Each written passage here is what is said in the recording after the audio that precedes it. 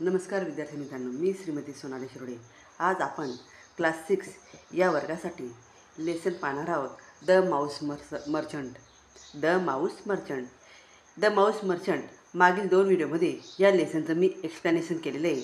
आज आपण या लेसनची एक्झरसाइज म्हणजे क्वेश्चन आणि आन्सर्स किंवा पॉइंटर्स या ठिकाणी सॉल्व करणार आहोत। तर या ठिकाणी pointers, question number first, listen to the story carefully. ही स्टोरी जी आहे ती केअरफुली लिसन करायची आहे, ऐकायची आहे।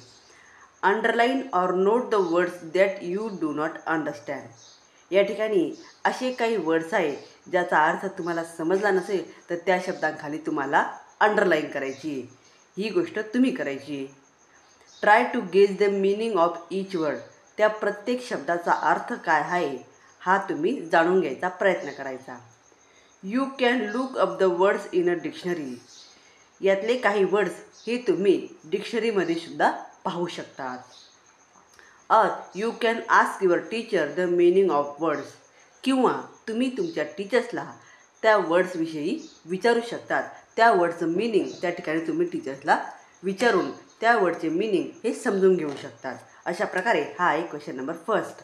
त्यानंतर question number second, read the sentence in A and find the words whose meaning is given in B. खाली ए याच्यामध्ये सेंटेन्स दिलेले आणि बीमध्ये काही वर्ड दिलेले। मग बीमध्ये जे वर्ड दिलेले त्या वर्डशी रिलेटेड असे वर्ड हे आपल्याला या सेंटेन्समध्ये शोधायचे।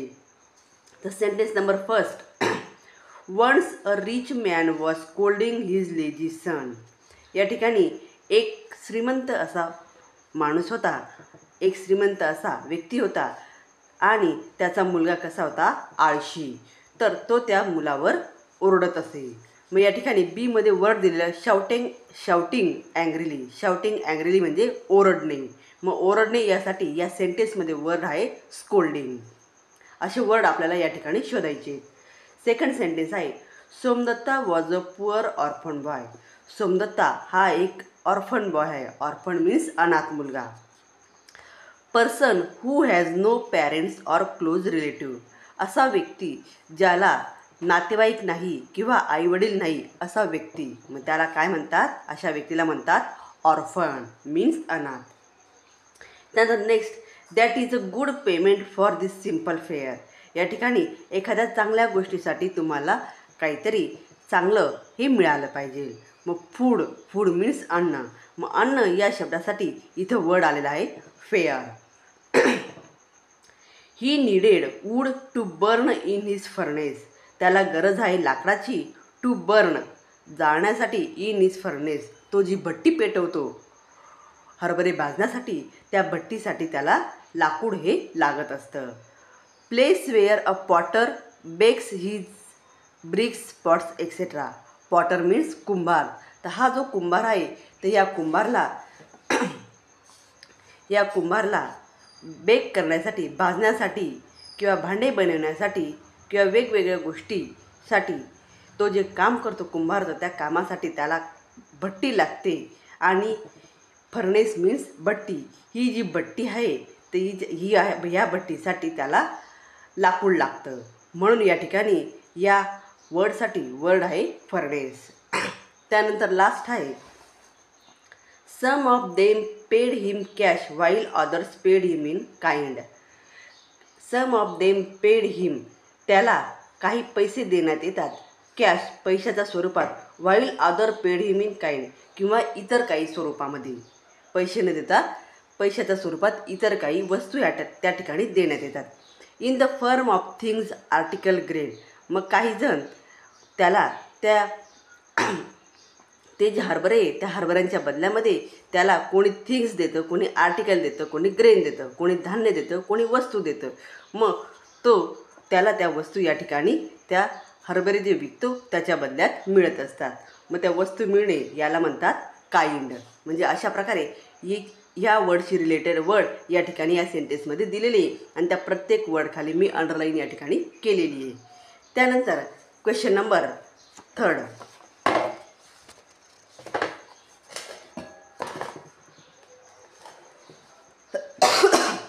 Quiz your teacher.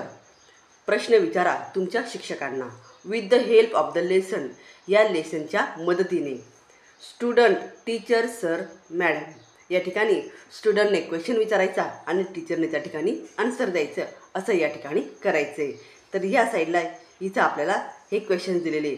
मी माझ्या नोटबुकमध्ये हे क्वेश्चन आणि आन्सर्स हे राईट डाऊन केलेले, ते तुम्ही या ठिकाणी पाहू शकता.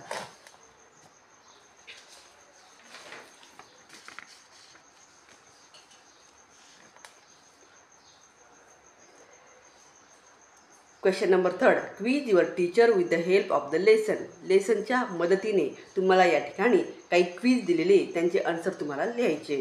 Student, teacher, sir, madam. स्टुडंटने यासाठी टीचर, सर किंवा मॅडम यांची मदत घ्यायची आहे. क्वेश्चन आहे, व्हॉट डस डॅश डॅश मीन. या ठिकाणी डॅश आहे तर तिथं वर्ड लिहायचा आहे वेल्दी, त्या वर्डखाली मी अंडरलाईन केलेली आहे. व्हॉट्स द मिनिंग ऑफ वेल्दी. मग वेल्दी याचं meaning, what's the meaning of wealthy. Wealthy means काय. मग या ठिकाणी आन्सर आहे, it's mean very rich. Wealthy means खूप श्रीमंत असा माणूस. मग या ठिकाणी आपल्याला वेल्दी या शब्दासाठी आपण व्हेरी रिच हा वर्ड या ठिकाणी यूज केलेला आहे. Look at it carefully. Try to remember it when I wipe it off. अशा प्रकारे या ठिकाणी या क्वेश्चनचं आन्सर या ठिकाणी मी राईट डाऊन केलेलं आहे. या रिकाम्या जागा, जिथेही रिकामी जागा आहे त्या ठिकाणी मी वर्ड राईट डाऊन केले आणि त्या वर्डखाली अंडरलाईन या ठिकाणी केलेली आहे. त्यानंतर नेक्स्ट क्वेश्चन आहे, how do we say dash and expression sentence from your mother tongue. तुमच्या स्वतःच्या मातृभाषेमध्ये एखादी वर्ड या ठिकाणी लिहायचा आहे. मग इथं मी स्वतःच्या मातृभाषेमधला वर्ड लिहिलेला आहे, मूठभर हरभरे, त्याखाली अंडरलाईन केलेली आहे. मग वी से, मग मूठभर हरभरे याला इंग्लिशमध्ये काय म्हणू शकतो, तर अ हँडफुल ऑफ ग्राम्स. मूठभर हरभरे याला म्हणतात अ हँडफुल ऑफ ग्राम्स. या ठिकाणी मी इथे आन्सर लिहून दिलेलं आहे, अ हँडफुल ऑफ ग्राम्स, आणि त्याखाली अंडरलाईन केलेली आहे. त्यानंतर नेक्स्ट आहे, how do you pronunciation dash dash. इथं डॅश दिली म्हणजे तुम्ही इथं कोणताही वर्ड लिहू शकतात. मी लिहिलं आहे मर्चंट, याखाली अंडरलाईन केली. व्हॉट्स द प्रोनाऊन्सिएशन ऑफ मर्चंट. मग याचं प्रोनाऊन्सिएशन कसं करायचं, तर मर्चंट. मग इथं dash listen carefully and repeat after me dash. मग या ठिकाणी हा जो मर्चंट वर्ड आहे हाच वर्ड या ठिकाणी लिहायचा आणि तोच या ठिकाणी आपल्याला लिसन करायचा आणि रिपीट करायचा. गॉट इट, लक्षात ठेवा. त्यानंतर नेक्स्ट आहे, how do you spell dash dash. इथं एखादी वर्ड लिहायचा, रोस्टेड. मग मी वर्ड लिहिलेला आहे roasted. What is the spelling of roasted. इथं रोस्टेडचं स्पेलिंग लिहिलेलं आहे. मग आन्सर आहे, इट इज रोस्टेड. तो कोणता वर्ड आहे, roasted. I will write the word on the board. हा वर्ड मी बोर्डवर पण लिहून दिलेला आहे. त्यानंतर नेक्स्ट आहे, व्हॉट्स द इंग्लिश वर्ड फ्रॉम कुंभार. या ठिकाणी आपल्याला इंग्लिश वर्ड हा या ठिकाणी पाहायचा आहे, a word from your mother टंग. परंतु त्या इंग्लिश वर्डला पाहण्या अगोदर आपल्याला आपल्या मदर टंगमध्ये तो वर्ड लिहायचा आहे. मग मदर टंग म्हणजे मातृभाषा. मग मातृभाषेत कुंभार हा वर्ड या ठिकाणी लिहायचा आहे आणि आता कुंभारलाच आपल्याला इंग्लिशमध्ये काय म्हणतात ते लिहायचं आहे. तर त्याचं आन्सर आहे, इट्स पॉटर. पॉटर मीन्स कुंभार. मग कुंभारला म्हणतात पॉटर. पॉटर मीन्स कुंभार. I will have to find it out. हा वर्ड या ठिकाणी मी शोधलेला आहे. I will tell you tomorrow. मी या ठिकाणी तुम्हाला असे काही वर्ड हे पुन्हा सांगू शकते. There is no English word for दिस.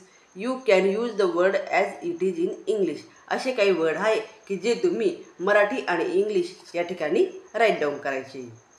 अशा प्रकारे क्वेश्चन नंबर 3 या ठिकाणी कंप्लीट झाला. त्यानंतर question number 4, read the story and list the object that Somdatta sold. तर या ठिकाणी आपल्याला या स्टोरीमध्ये सोमदत्ताने कोणकोणत्या गोष्टी ह्या विकलेल्या आहेत त्या या ठिकाणी आपल्याला लिहायच्या आहेत. मग त्याने काय काय विकलं आहे, आन्सर, अ माऊस, उंदीर, रोस्टेड ग्राम, भाजलेले हरभरे, स्टिक, काठ्या, वूड, त्या ठिकाणी त्या काठ्यांची मोळी करून विकली, डिफरंट आर्टिकल्स, आणि अजून इतर काही वस्तू त्याने त्या ठिकाणी विकलेल्या आहेत. म्हणून या सगळ्या काय आहे, सोमदत्ता सोल्ड आर्टिकल्स किंवा सोमदत्ता सोल्ड ऑब्जेक्ट.